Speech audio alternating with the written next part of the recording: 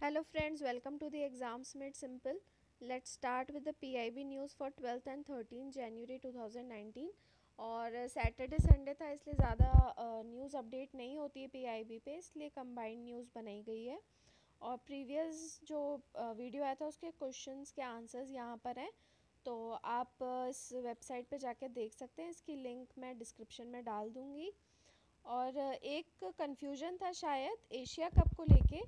So Asia cup is associated with cricket and Asian cup is associated with football. ठीक है, question में Asia cup पूछा गया था जो कि क्रिकेट से एसोसिएटेड है। And interesting thing is that both were held at UAE. Asian Cup is going on at UAE and Asia Cup already got finished in 2018 and in UAE only. Fine. अब आज की news देख लेते हैं। तो सबसे पहले हार्वेस्ट फेस्टिवल्स की शुभकामनाएं दी हैं प्रेसिडेंट और पीएम ने। So there are various names for harvest festivals, जैसे लोहरी कहा जाता है पंजाब में, मकर संक्रांति जनरली कर्नाटका, खैर मकर संक्रांति पूरे इंडिया में ही कहा जाता है, and Pongal in Tamil Nadu, Bhogali Bihu in Assam, Uttarayan in Gujarat and Poush Parbon in West Bengal. Fine. और president of India has conferred the honorary rank of general of the Indian army on general Purna Chandra Thapa. ठीक है, तो ये जो जनरल पूर्णचंद्र थापा है इनको rank of general of the Indian army दिया गया, लेकिन ये एक्चुअली में जो चीफ है ये नेपालीज आर्मी के हैं। ठीक है, तो ये एक्चुअली में मतलब ऐसा क्यों किया गया, तो it is because of a long standing tradition between India and Nepal. Both the countries confer the honorary title on each others army chiefs. तो ये टाइटल एक दूसरे को दिया जाता है, एक दूसरे के आर्मी चीफ्स को दिया जाता है। ये काफ़ी पुराने टाइम से हमारा ये ट्रेडिशन चलता आ रहा है इंडिया और नेपाल के बीच में। And because we are talking about the general rank, तो मैं आपको बता दूं कि ये सेकंड हाईएस्ट होती है, और जो हाईएस्ट होती है वो होती है फील्ड मार्शल की। ठीक है, एंड फील्ड मार्शल अभी तक केवल 2 लोगों को दिया गया। And you have to tell me in the comment section which 2 Indians have been conferred with this field marshal title. Okay, field marshal का आपको मुझे बताना है। Now let's move ahead. So 12th January was the birthday of Swami Vivekanand and it is celebrated as the National Youth Day. ये मैं आपको पिछले news में भी बता चुकी हूँ। And about Swami Vivekanand, so he was the chief disciple of 19th century Indian mystic Ramakrishna. Ramakrishna 19th century के ही मिस्टिक थे, संत सेंट थे, और ये उनके काफ़ी मेन डिसिपल थे विवेकानंद। और इसी वजह से इन्होंने रामकृष्ण मठ का फाउंडेशन किया और रामकृष्ण मिशन का भी। ठीक है, and apart from this Swami Vivekananda was major force in the revival of Hinduism in India. Hinduism को इंडिया में रिवाइव करने का उनका मेन कंट्रीब्यूशन था, और उस वक्त नेशनलिज्म में भी इन्होंने काफ़ी ज़्यादा कंट्रीब्यूट किया था। and he was also famous for his address to the parliament of the world's religions at Chicago in 1893। ठीक है, तो ये मतलब मेन इनका काफ़ी ज़्यादा ये माना जाता है कि इन्होंने parliament of world religion attend किया था शिकागो में 1893 में। और ये इसलिए मतलब वहाँ पे उस टाइम पे इंडिया का काफ़ी ज़्यादा वो नाम हुआ था, because he address the meeting with the conference with saying sisters and brothers.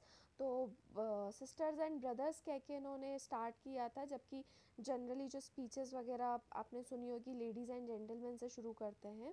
So that is why it was a momentous event, and he also played a major role in introducing Hinduism to the west. ठीक है, now next thing is about the global FDI confidence index.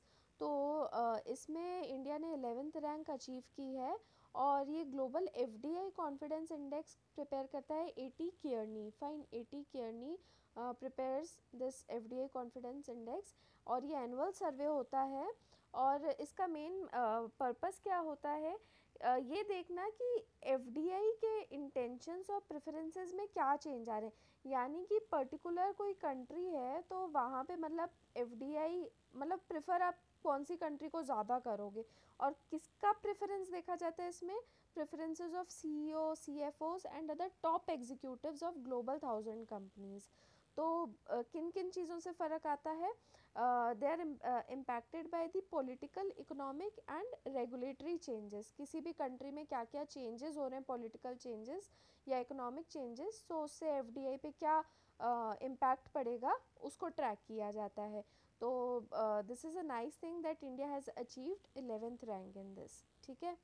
Now, the fifth news is about the 25th edition of Confederation of Indian Industries Partnership Summit. तो ये partnership summit इस बार की गई है और उसका 25th एडिशन है. और इसको कौन ऑर्गेनाइज करता है? CII, confederation of Indian industry.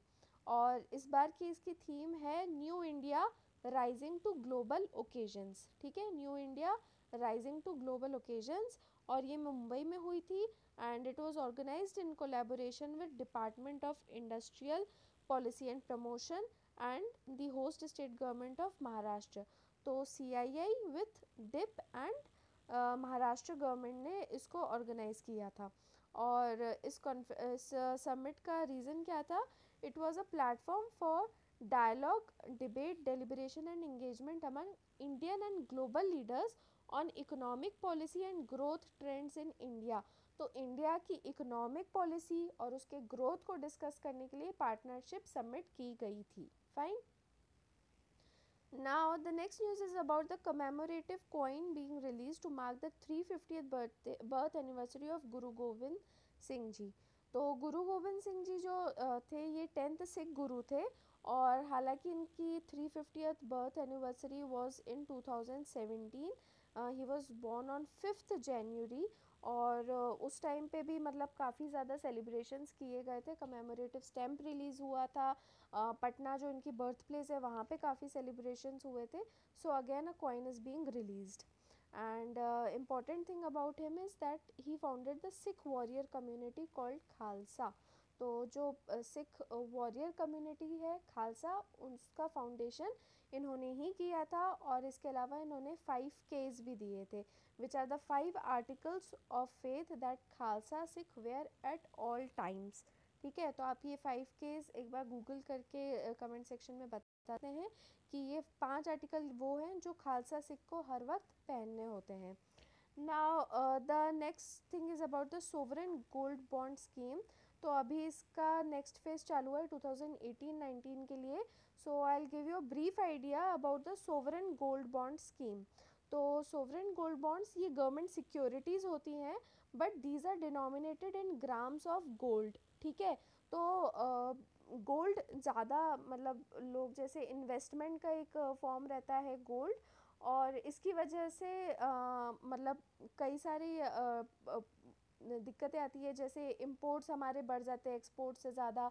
तो इसकी वजह से करंट अकाउंट डेफिसिट वगैरह होता है. तो ये स्कीम लाई गई थी, सोवरेन गोल्ड बॉन्ड स्कीम. तो आप फिज़िकल गोल्ड की जगह पे इन गवर्नमेंट सिक्योरिटीज़ को या गोल्ड बॉन्ड्स को आप होल्ड करते हैं.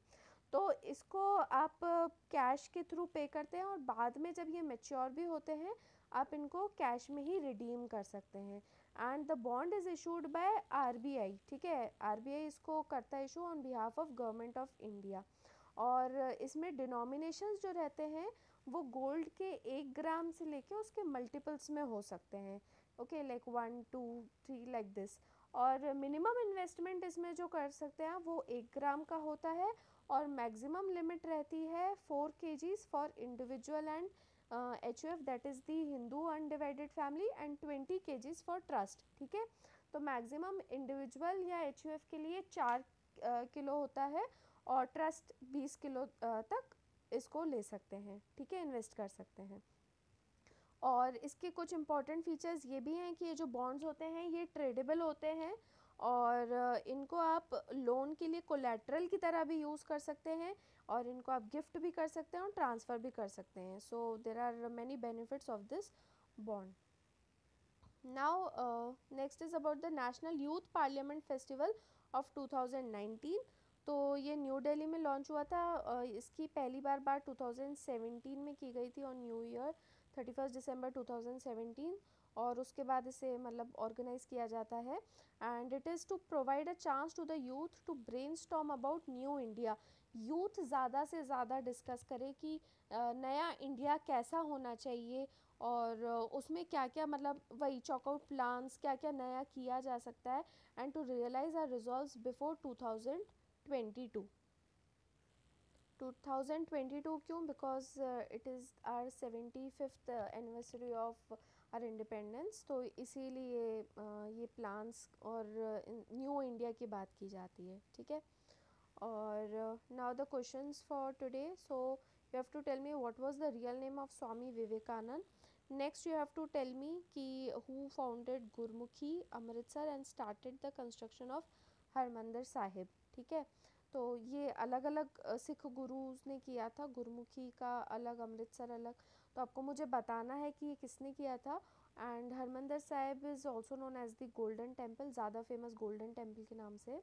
And you have to tell me then what can be the risk in investing in sovereign gold bonds. तो मैंने आपको बेनिफिट्स और उसके फीचर्स तो बता दिए, आपको मुझे बताना है कि रिस्क क्या क्या हो सकते हैं। Next is what is the constitution 103rd amendment act 2019 related to. तो ये एक्ट बन गया है 103rd amendment act, and we have discussed about it, so you have to tell me ये किससे रिलेटेड है, okay. And one more thing friends, will be starting the year end review. तो जो पिछले साल का पूरा पीआईबी है उसको मिनिस्ट्री वाइज कराया जाएगा, so tell me if you are interested in it, so we'll be uploading the video soon. And that's all for today friends, thank you and have a nice day.